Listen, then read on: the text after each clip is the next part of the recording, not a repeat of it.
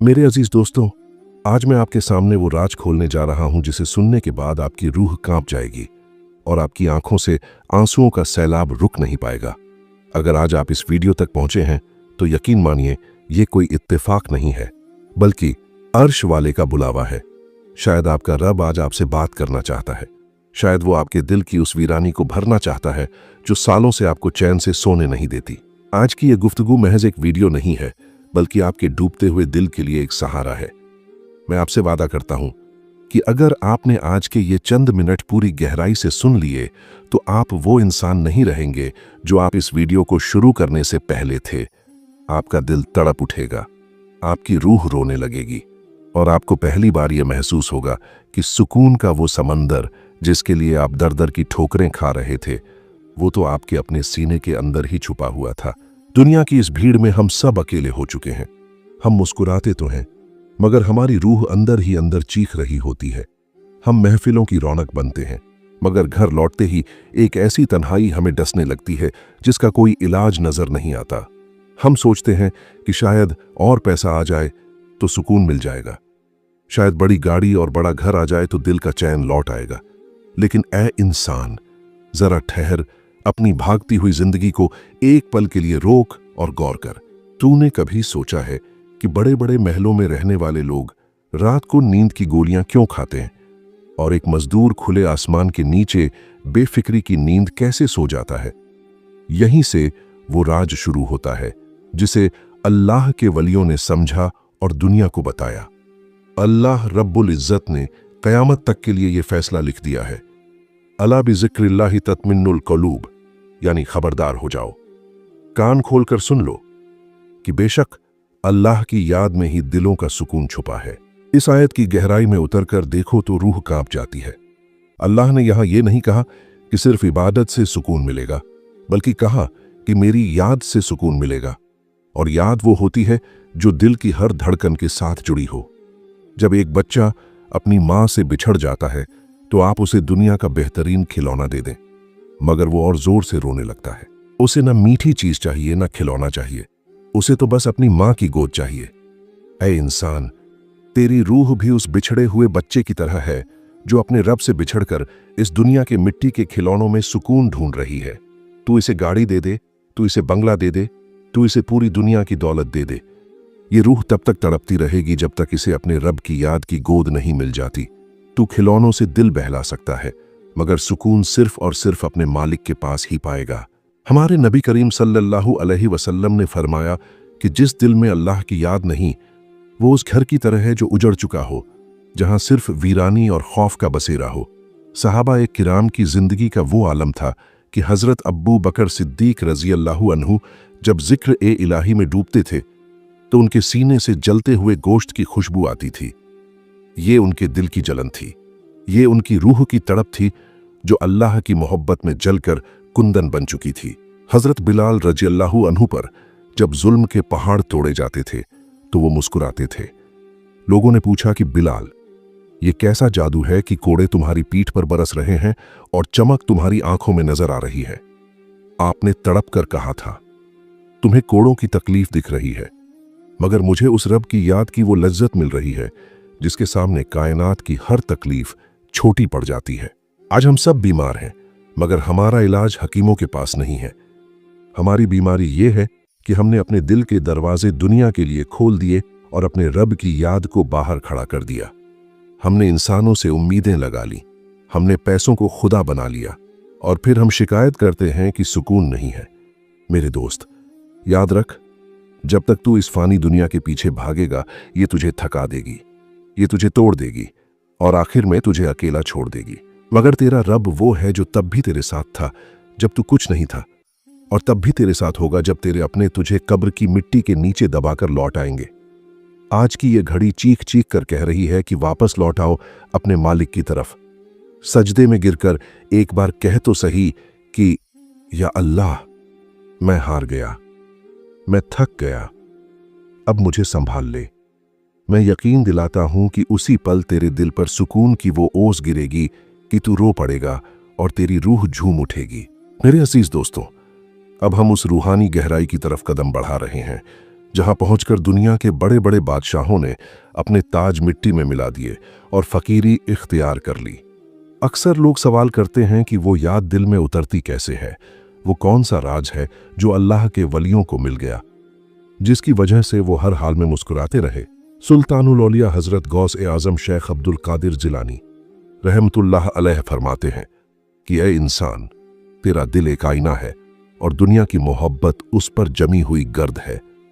तू चाहता है कि तुझे खुदा का नूर नजर आए, तू चाहता है कि तेरे दिल को चैन मिले, लेकिन तूने उस आईने को अपनी ख्वाहिशों के मैल से इतना गंदा कर दिया है कि तुझे अपना असली चेहरा भी नजर नहीं आता। जरा उस सबसे बड़े राज को सुनिए जो आपकी रूह को झकझोर देगा। जब तक दिल में दुनिया का डर या दुनिया की उम्मीद बाकी है, वो दिल कभी सुकून का ठिकाना नहीं बन सकता। हम डरते हैं कि कहीं नौकरी न चली जाए, हम डरते हैं कि लोग क्या कहेंगे, हम उम्मीद लगाते हैं कि कोई इंसान हमारी मदद कर देगा। याद रखिए, जब तक आपके दिल में अल्लाह के अलावा किसी और का खौफ या किसी और की उम्मीद रहेगी, आपका दिल बेजार ही रहेगा।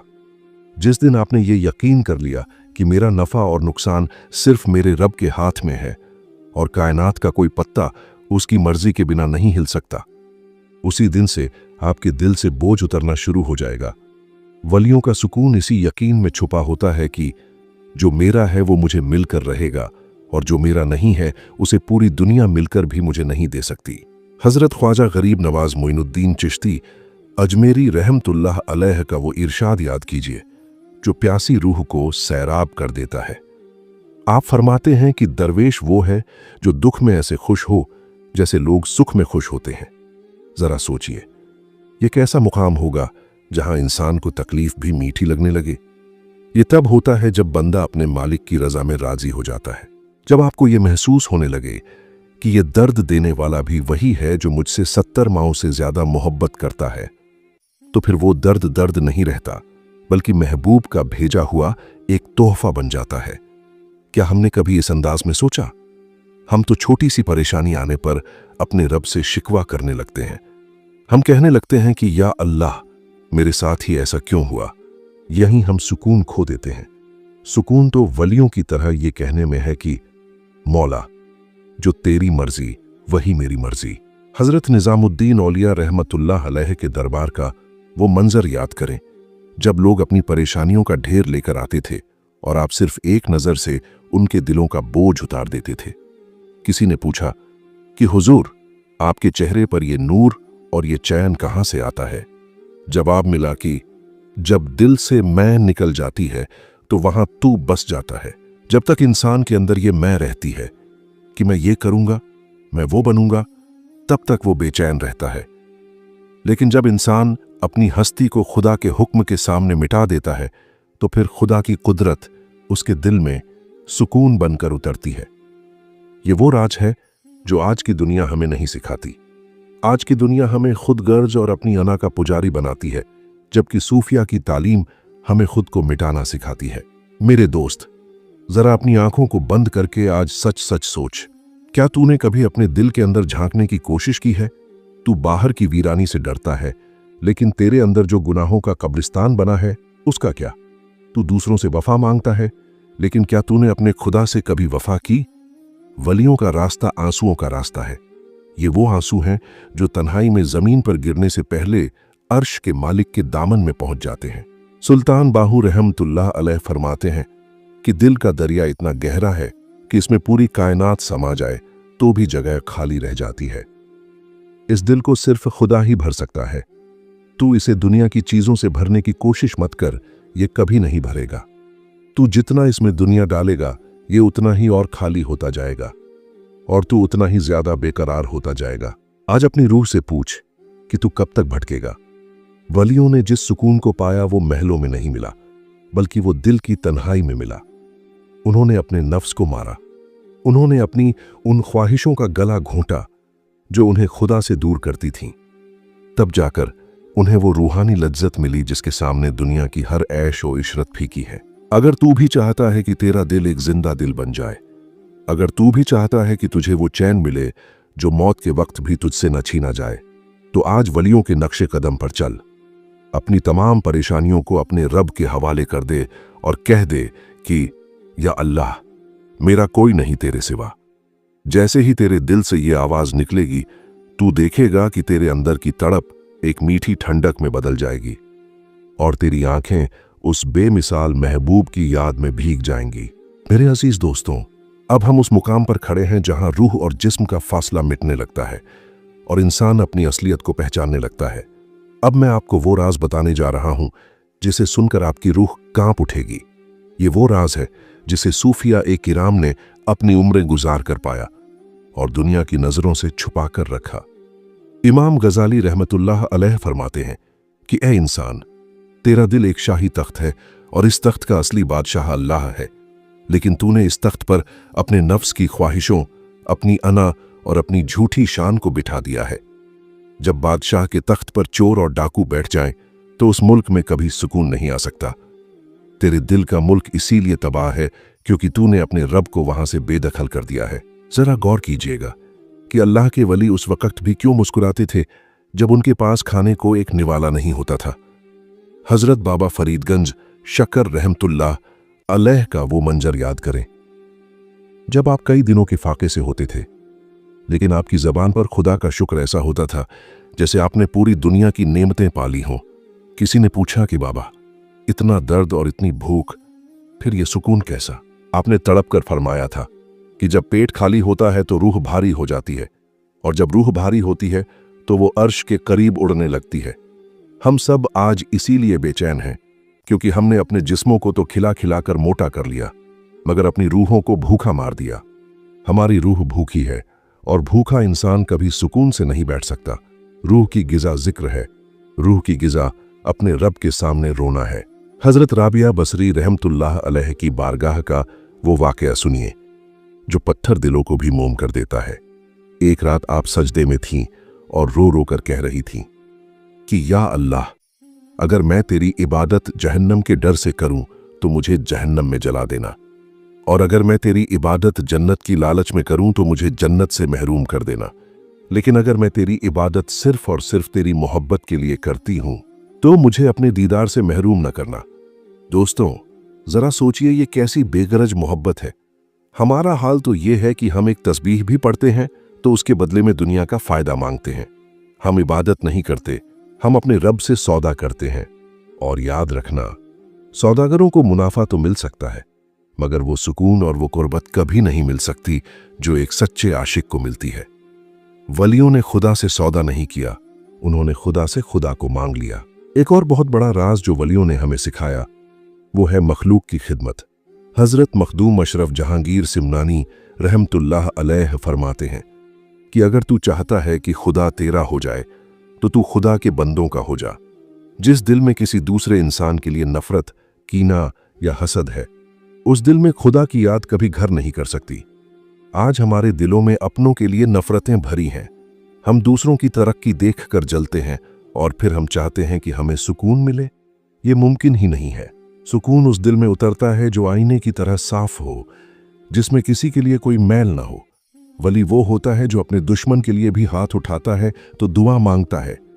जब तक तू अपने अंदर से इस हसद की आग को नहीं बुझाएगा, खुदा की याद की ठंडक तुझे कभी महसूस नहीं होगी। मेरे दोस्तों, क्या कभी आपने तन्हाई में अपने गुनाहों को याद करके उस बच्चे की तरह रोने की कोशिश की है जो अपनी मां से डांट खाने के बाद उसी के आंचल में छुप जाता है?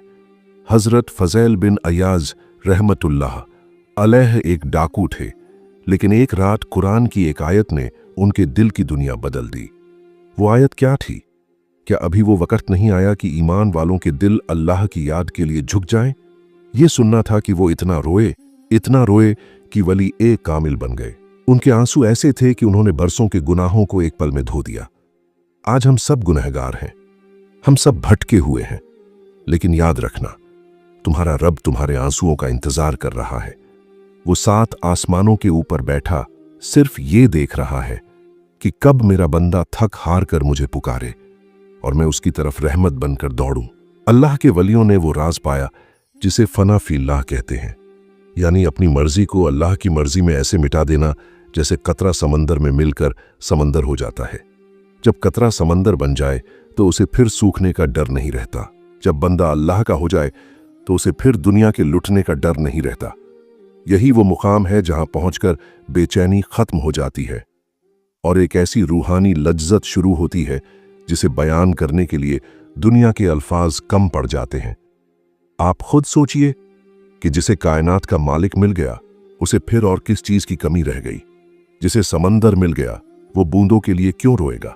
मेरे अजीज दोस्तों, अब हम उस रूहानी मंजिल के दरवाजे पर खड़े हैं जहां पहुंचकर दुनिया का हर डर राख हो जाता है और रूह आजाद होकर अपने रब के हुजूर झूमने लगती है। अब मैं आपको वो हकीकत बताने जा रहा हूं जो आपको इस दुनिया में रहते हुए भी जन्नत का एहसास करा देगी।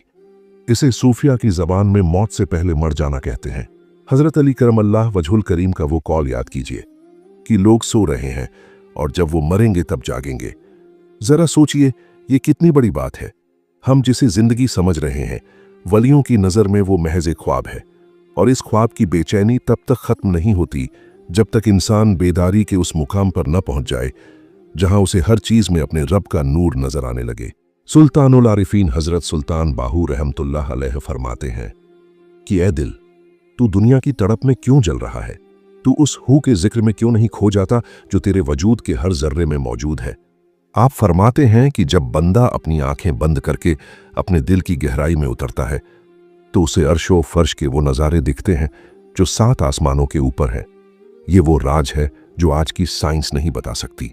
हमारा दिल महज गोश्त का एक लोथड़ा नहीं है, बल्कि ये वो मुकाम है जहां खुदा खुद तशरीफ लाता है। वली वो होता है जो अपने दिल के मुसल्ले पर बैठकर अर्श की सैर करता है। जब उसे वहां का सुकून मिल जाता है तो फिर दुनिया की तंग गलियां और ये छोटी छोटी परेशानियां उसे परेशान करना छोड़ देती हैं। उसे मालूम हो जाता है कि ये दुनिया तो सिर्फ एक मुसाफिर खाना है और मुसाफिर कभी सराय की तकलीफों पर रोया नहीं करते। हजरत शेख सादी रहमतुल्लाह अलैह का वो किस्सा सुनिए जो रूह की बेकरारी का इलाज है। एक शख्स ने उनसे कहा कि हुजूर, मैं बहुत इबादत करता हूं लेकिन मुझे वो कैफियत नहीं मिलती जो बुजुर्गों को मिलती थी। आपने फरमाया कि तू इबादत तो करता है मगर तेरा जिक्र सिर्फ तेरी जबान तक है, तेरे दिल तक नहीं पहुंचा। याद रखना, जो बात जबान से निकलती है वो सिर्फ कानों तक जाती है, लेकिन जो बात दिल से निकलती है वो सीधे अर्श पर पहुंचती है। वलियों का जिक्र उनकी सांसों की आमद ओ रफ्त के साथ होता है। उनकी हर सांस एक गवाही होती है कि या अल्लाह, तेरे सिवा मेरा कोई नहीं। जब इंसान की सांस जिक्र बन जाए तो फिर उसे अलग से सुकून ढूंढने की जरूरत नहीं पड़ती। वो खुद सुकून का एक मीनार बन जाता है जिससे टकराकर दूसरों के दुखी दिल भी पुरसुकून हो जाते हैं। आज का सबसे बड़ा अलमिया ये है कि हम अपनी दुआओं में भी दुनिया मांगते हैं। हम सजदे में गिरते हैं तो रोते हैं कि मेरा काम बन जाए, मुझे पैसा मिल जाए। कभी आपने ये सोचकर सजदा किया है कि या अल्लाह, आज मैं तेरे सामने इसलिए नहीं झुका कि मुझे कुछ चाहिए, बल्कि आज मैं इसलिए झुका हूं क्योंकि तू मेरा मालिक है और मैं तेरा बंदा हूं। वलियों ने जिस मकाम को पाया वो रजा का मकाम है। हजरत इब्राहिम बिन अदहम जो एक बहुत बड़े बादशाह थे, उन्होंने अपना पूरा तख्त व ताज सिर्फ एक आवाज सुनकर छोड़ दिया। वो आवाज क्या थी? वो उनके दिल की पुकार थी कि ऐ इब्राहिम, तू किस चीज में सुकून ढूंढ रहा है जिसे एक दिन मिट्टी हो जाना है। उन्होंने वो बादशाही छोड़ दी और फकीरी की चादर ओढ़ ली। लोगों ने पूछा कि आपको उस महल में क्या नहीं मिला जो यहां जंगलों में मिल गया। उन्होंने तड़प कर कहा था, वहां मैं अपनी मर्जी का गुलाम था और यहां मैं अपने खुदा का बंदा हूं, और खुदा की गुलामी में जो बादशाही है वो दुनिया के किसी तख्त पर मुमकिन ही नहीं। मेरे दोस्तों, क्या कभी आपने गौर किया है कि नमाज में जब हम अल्लाहू अकबर कहते हैं तो अपने दोनों हाथ अपने कानों तक ले जाकर पीछे की तरफ फेंक देते हैं? इसका रूहानी मतलब यह है कि या अल्लाह, मैंने पूरी दुनिया को अपने पीछे फेंक दिया है, अब मेरे सामने सिर्फ तू ही तू है। अगर हमारी नमाज में यह कैफियत आ जाए तो फिर नमाज के बाद हमें किसी और चीज की तलब नहीं रहेगी। सूफिया फरमाते हैं कि सुकून वो नहीं जो इबादत खत्म होने के बाद मिले, बल्कि सुकून वो है जो इबादत के दौरान आपको दुनिया से बेखबर कर दे। जब हजरत अली रजी अल्लाहु अन्हु के पैर में तीर लगा था तो उसे नमाज की हालत में निकाला गया, क्योंकि आप अपने रब की याद में इतने डूबे थे कि बदन के जख्म का एहसास ही खत्म हो गया था। क्या आज हमारे पास वो मोहब्बत है? अगर नहीं है तो फिर बेचैनी पर शिकायत कैसी? अल्लाह के वलियों ने वो राज जान लिया कि ये दुनिया एक धोखा है, और धोखे से कभी सुकून नहीं मिलता। उन्होंने अपनी मौत को याद किया।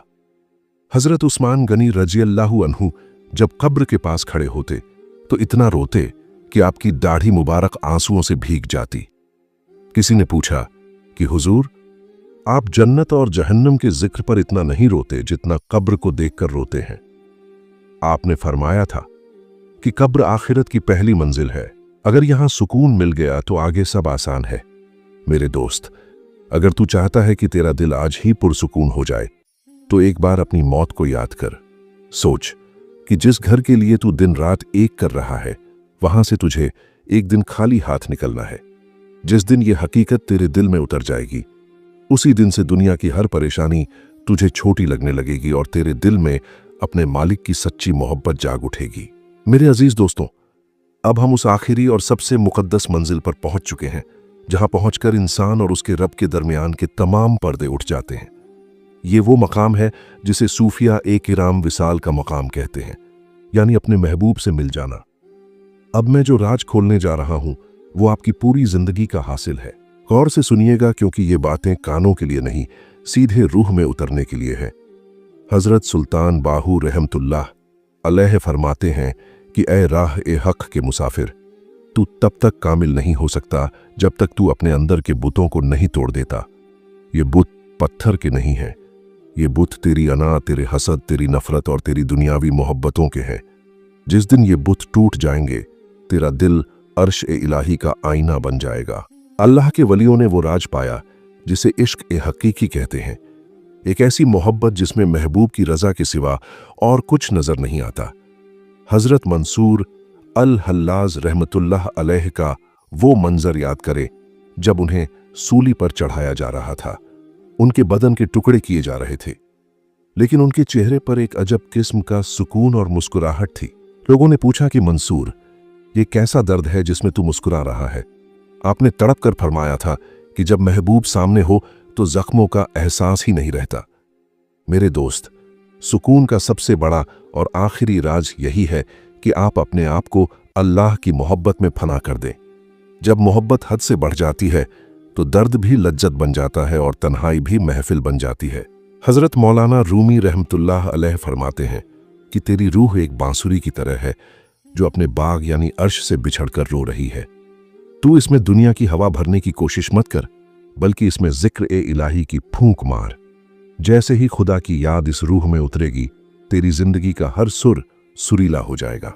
हम सब इसीलिए बेसुरी जिंदगी जी रहे हैं क्योंकि हमने अपनी रूह को दुनिया के शोर में दफन कर दिया है। आज की ये आखिरी घड़ी आपसे कह रही है कि अपने शोर को खामोश करो और उस मालिक की पुकार सुनो जो हर पल तुम्हारे दिल की धड़कन में आवाज दे रहा है। वो कह रहा है कि ऐ मेरे बंदे, तू कब तक भागेगा? आखिर तुझे लौटकर मेरे ही पास आना है, तो क्यों ना आज ही अपनी मर्जी से आ जा ताकि मैं तुझे अपनी पनाह में ले लूं। सुल्तानुल औलिया हजरत गौसे आजम रहमतुल्लाह अलैह का वो आखिरी सबक सुनिए जो मुर्दा दिलों में जान फूंक देता है। आप फरमाते हैं कि अगर तू चाहता है कि तेरा जिक्र अर्श पर हो तो तू जमीन पर अल्लाह के बंदों के लिए रहमत बन जा। जिसका दिल खुदा की मखलूक के लिए धड़कता है, अल्लाह उस दिल को अपना घर बना लेता है। और जिस घर में खुदा खुद आ जाए वहां भला बेचैनी का क्या काम? वहां तो नूर ही नूर होता है, वहां तो सुकून ही सुकून होता है। वली वो नहीं होता जो सिर्फ माला जपता रहे, वली वो होता है जिसके पास बैठने से किसी दुखी दिल को सहारा मिल जाए और किसी रोती हुई आंख को हंसी मिल जाए। यही असली सूफियत है और यही रूहानियत का निचोड़ है। मेरे अजीजों, अब वक्त आ गया है कि हम अपनी आंखों को बंद करें और अपने मालिक की बारगाह में झुक जाएं। सोचिए कि अगर ये आपकी आखिरी रात हो और आपको अपने रब के सामने खड़ा होना पड़े तो आप क्या जवाब देंगे? क्या आप वो दिल लेकर जाएंगे जो दुनिया की गंदगी से भरा है, या वो दिल लेकर जाएंगे जो अपने रब की याद में तड़प रहा था? याद रखिए, खुदा आपके चेहरे या आपके माल को नहीं देखता, वो तो सिर्फ आपके दिल को देखता है। अगर दिल साफ है और उसमें खुदा की याद बसी है तो समझिए कि आपने बाजी जीत ली।